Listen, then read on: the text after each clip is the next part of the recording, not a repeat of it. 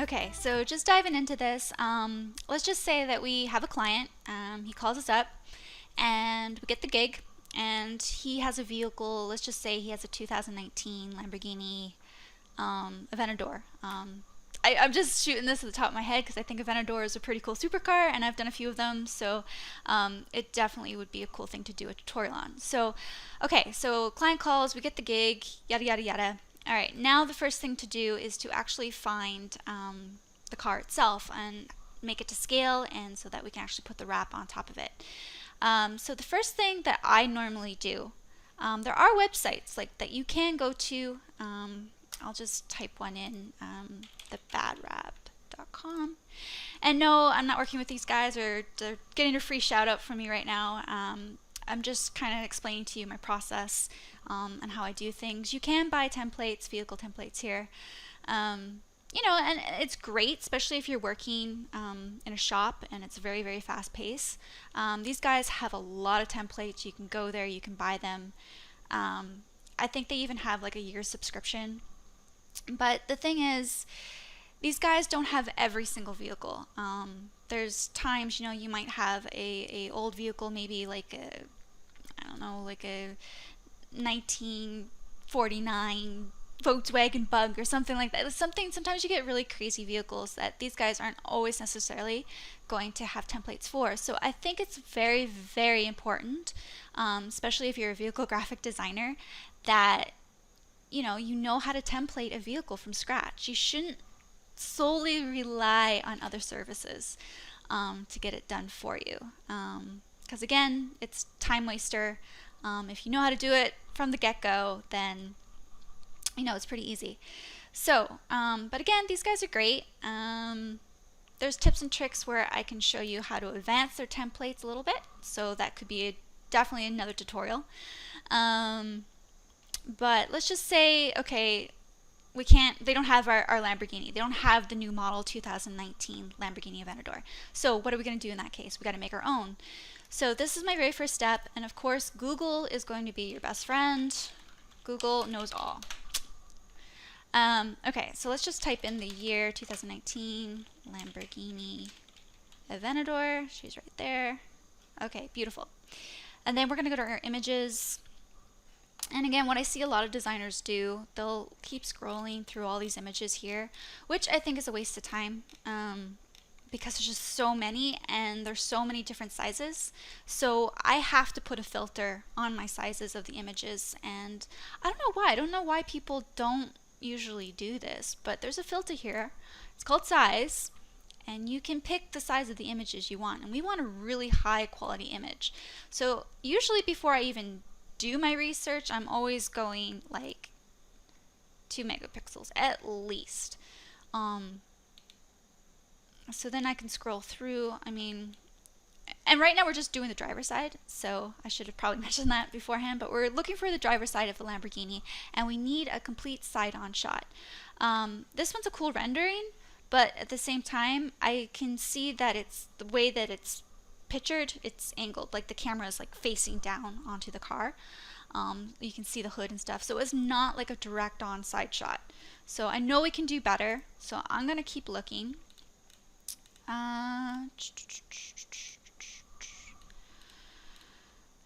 You know, sometimes like half of the battle when you're designing, and when you're a designer, it's this whole thing, like this is all time consuming, and it's part of the job, and I definitely charged for these hours for my research and things like that. This is cool if the client had a, yeah, if it was a convertible, but let's just say it isn't. I'm being picky here. Okay. Oh, and this is pretty cool too. Like, another thing I've noticed, like if you're working on supercars, you're probably going to find a top view shot, just because the car is just so, it's just so high, extreme. It's a supercar, so you're probably going to find more aerial shots like this. Whereas if you're doing a car like, I don't know, like just say it's a Charger or something like that, or a Hellcat, you're probably not going to find a top view. And I get people ask me all the time, like, how do you, you know, find your top views and stuff like that. And I'll definitely show you like key terms, what I use to find and how I actually create, you know, my vehicle templates. Everyone asks me where I get them, blah, blah, blah, blah. I always create my templates from scratch. Always. It's just something I'm more comfortable doing. And since I've done it for so long, you know, it's my work. So I know it's going to, I trust myself and I trust that I know what I'm doing. Because I mean, not to give, you know, bad raps or anything, but there's times, you know, there's measurements and stuff that wasn't completely correct, and you know, as a designer, I'm designing something and I've misplaced a measurement or something like that, and it wouldn't have happened if I just trusted myself and I did the steps required to get to that point. And if, you know, that way I'm not relying on anybody else, and if I mess up, then I know I can take responsibility for messing up. So there was an image that when I was looking for earlier I did find, and for some reason I can't find it now, which is driving me a little bonkers. But okay, let me just scroll through this one more time. Okay, so if this isn't working, this is what we can do. I'm actually going to type in the word side, because sometimes, yeah, see, you're going to get side view shots, which is great. Be careful of this too. Google can be an enemy. This one is actually a Huracan. It's not an Aventador, and there's been times, like, if I'm in a hurry or something, I'm trying to get something done, I'll type something in Google and it shows me like a side-on shot, and I grab it, and it's not actually the right vehicle model. Which sucks, because then you have to, you know, retemplate the vehicle from scratch. So always make sure you know the vehicle you're working on. Always ask for photos up front from the client, just so that you can compare and make sure that you're getting the right vehicle template. Yeah, so this was the image I was actually looking for. So this one, when you view image, I mean, it's okay, like it's pretty small. If you were to enlarge this would be very, very pixelated. So what I'm going to do, this one, yeah, it actually measures 1920 by 1263. So what I'm going to do, I'm going to actually copy the URL up top. I'm going to go back to Google. I'm going to go to my images. I'm going to go to this little camera thing, and I'm going to click search by image. And then I'm going to paste my URL, and I'm going to go search by image. A lot of people don't know this trick either, which I find fascinating, because Google has been around for so long. So what that's going to do, Google's actually going to search for that one particular image and see if it can come across anything larger scale. So maybe by chance there's going to be a higher resolution photo of it, and I got a feeling there is, because this is an actual like 3D rendering of the vehicle, so there's got to be a higher res photo of it. So sure enough, we're just going to go to all sizes. And this one is, yeah, this image is huge. So we're just going to go view image. And again, look at that.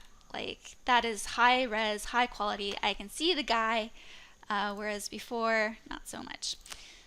So what I'm going to do, just save this photo. So I'll just go save image. You know, another thing I really just want to, like, this is just another pet peeve of mine, especially if you're working in shops and stuff, is labeling your folders. If you can keep organized, if you can keep all your photos in one folder, if you can keep like your design templates in another, if you keep, you know, your print files in another, it just makes life so much easier.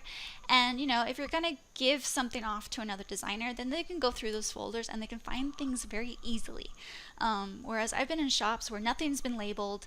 I'm searching through the folders, the client folders, and I'm like pulling stuff out, and then I got this wrong vehicle mock-up or this and that. Like, it's just because it was so disorganized. So again, working from home now, I have my own folders, my own names. So I just call this folder vehicle template photos, and again, I'll just save it as, you know, my Lamborghini driver. Okay, so I know we're just looking for photos, right? It doesn't seem like it would take this long, but it does. Okay, so we have that photo saved. So the next thing that we need to do is get measurements. And it's very simple.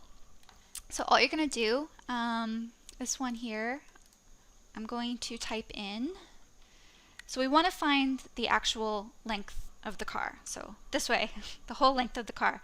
So all you're really going to do is just type in length. It's really simple. Make sure, right now I'm still in images, so I'm going to go to all, and it's going to come up with the length, which is 188.9 inches. Another thing I noticed, it's actually a 2018 model, so I'll just change that to 2019. I'm sure it's going to be the exact same thing. Yeah, so there you go, 188.9 inches. So that's the full length of the vehicle. So now what we want is actually the height of the vehicle, so from top to bottom. So we'll just type in height. And again, it's 44.7 inches. So another thing you can do too, and I'll just show you really quick since I'm doing a tutorial, you can use, so you can go 2019 Lamborghini, and then you can type in blueprints or blueprint.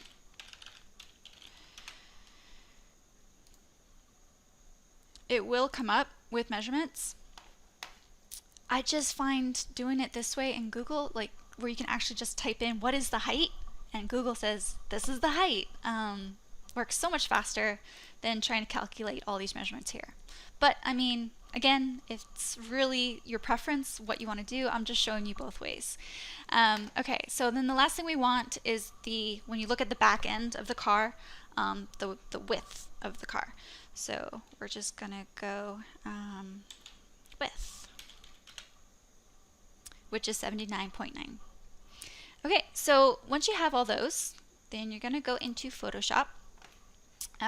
Again, we got our sample photo of the side.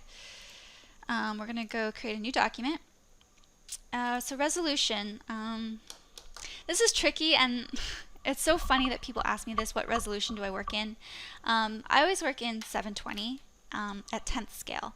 And it really doesn't matter if you work in 72 resolution at 100% or if you work in 720 at 10%. It's the exact same thing. But for me, like, this is just the way I was taught, and it's just habit. So I always work in 720 resolution and at 10th scale. So what I mean by that, so if you take the length of the car, which in this case would be the width, so the length we said was 188.9, and then the height, so from the wheels to the top of the car, was actually 44.7. So right now this is at 720 at 100% scale. I hope that makes sense. If I'm not explaining it right, feel free to DM me. I will try to explain it a little bit better. But in order to make this 10th scale, we got to move this decimal point over. So, I mean, it's simple math. It's pretty easy. So now it's going to be 18.89 by 4.47 at 720 scale. Another way you can do this, if you want to do it at 100%, is just take away the 0, and again, just move your decimal point over. And then there you go. Both are correct. I just prefer to work in 720 just because that's the way I have always done it. I got designer friends that make fun of me, don't really understand why I do the 720. It's just something I was taught, and it's just something I'm always going to do. I'm not going to change. So there we go. All right, beautiful. Now we got our blank file that looks very frightening, but don't worry. We'll make it work. Okay, so the next step is putting our ruler points. Make sure that we got those guidelines in place. Then what we're going to do, we're going to select our image, we're going to copy our image, and then we're going to paste our image.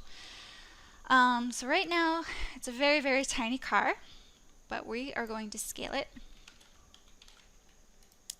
Okay, and there was another thing that I forgot to do, is actually the wheelbase. So again, you can go back into Google and type in wheelbase. It's seriously that simple. So the wheelbase is going to be 106.3.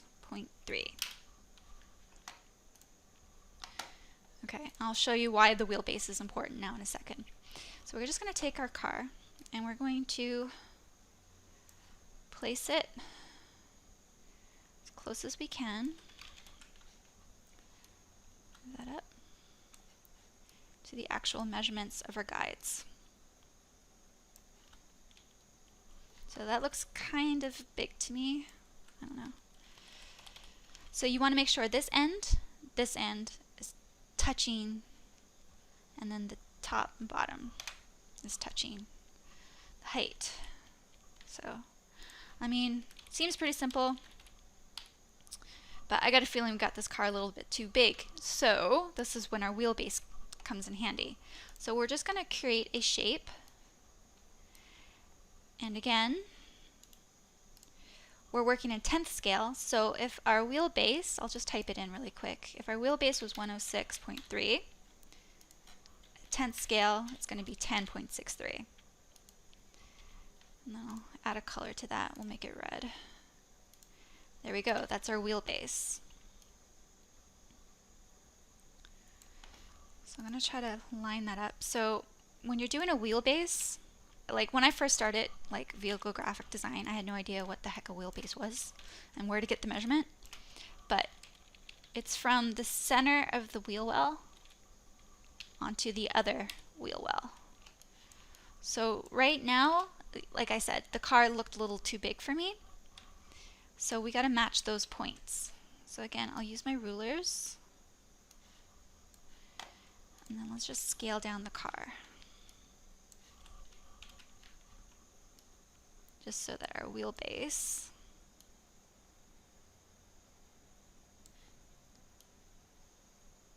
is matching.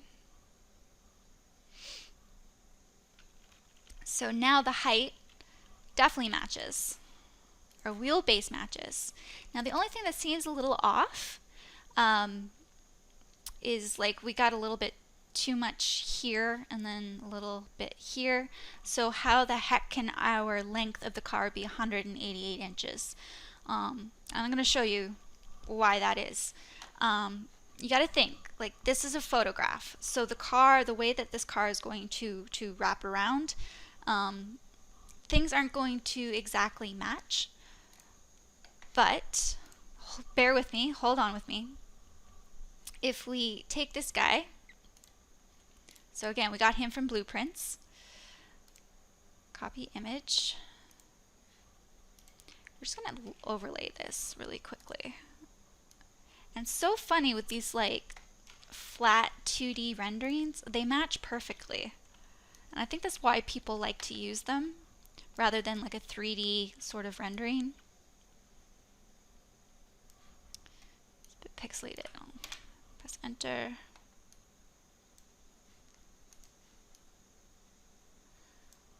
So again, it's not.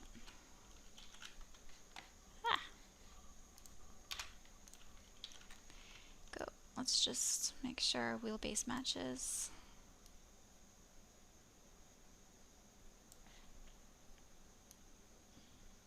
There we go. And it's so funny, like this car, like it fits exactly within our scale, but this one looks shorter, right? Do you know what I mean? Like, but the thing is, they're the exact same car. They're the exact same.